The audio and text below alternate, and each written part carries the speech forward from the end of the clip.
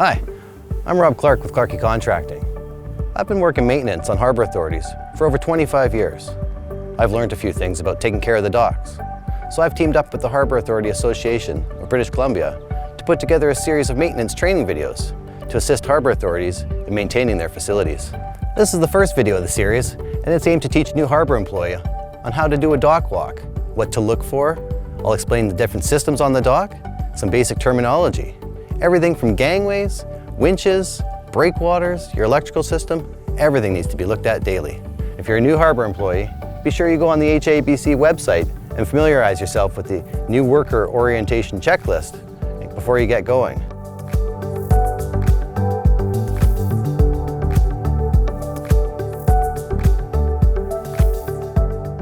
So have a look at that. Once you're familiar, we'll get going down on the docks. Let's go.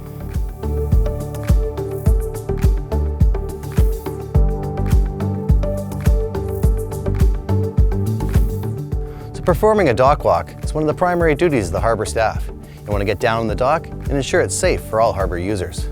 So having a checklist of all the key components that you want to look at every day is important, and it should be integrated along with your boat count. And these should be kept on file as records.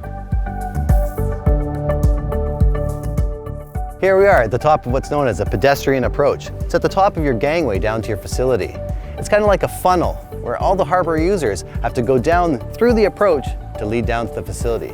It's a great spot for signage, for emergency equipment, for cart storage, garbage, and if your facility is equipped with a fire alarm, the approach is an ideal spot for a pull station. Make sure you keep it covered and get it serviced annually. So now we're going to start our dock walk from the top of our gangway. I've chosen to start the dock walk from here because of all the various approaches and wharfhead styles there are out there at different facilities.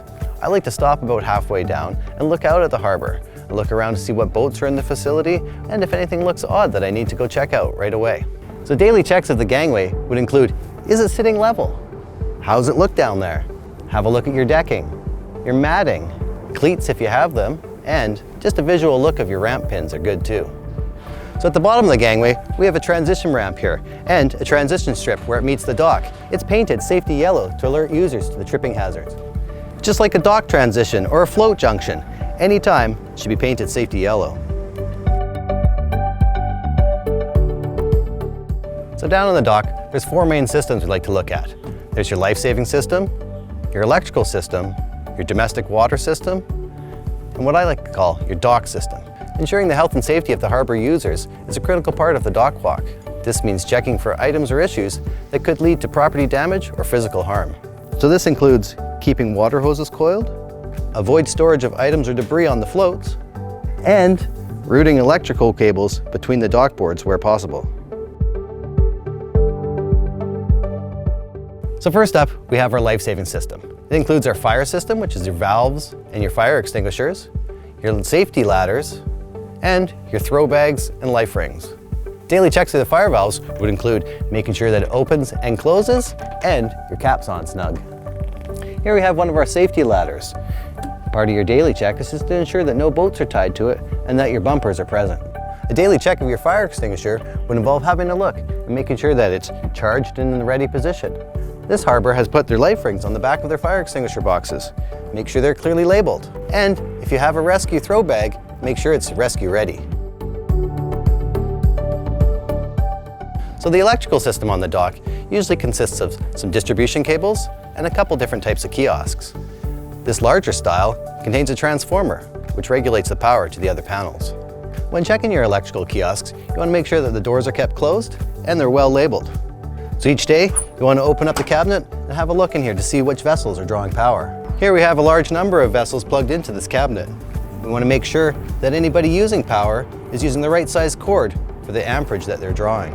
A well-placed sticker explaining the cord requirements is important to keep the harbour users safe. The domestic water system on the dock primarily just has your taps and drains. Daily checks just involve the taps are off and the hoses are coiled. All right, now we're on to our fourth system, the dock system. So throughout your dock walk, take note of how the decking feels underfoot. You're looking for proud nails and such. The main components of the standard small craft harbor dock include upper and lower flanges down either side, 2 or more stringers down the middle, and some cross ties holding it all together. So under the dock, there's got to be some flotation to hold the docks up. There's 3 main types small craft harbors uses. There's a fiberglass covered plywood pontoon, plastic flotation tanks, or some sort of encapsulated styrofoam. So the docks are held in place by pilings. They're either creosote or steel. So boats tie up to the bull rails and they bang into the rub boards. While you're down here, have a look at all your vessel's lines. Make sure they got good knots. So as I mentioned, ensuring the health and safety of the harbor users is a key role for the harbor staff. By doing a good, thorough daily dock walk, checking out all your harbor systems, you're doing your part in keeping your harbor safe and secure. And that concludes our general orientation of the dock walk. I'm Rob Clarke with Clarkey Contracting. For more information, visit the HAABC website.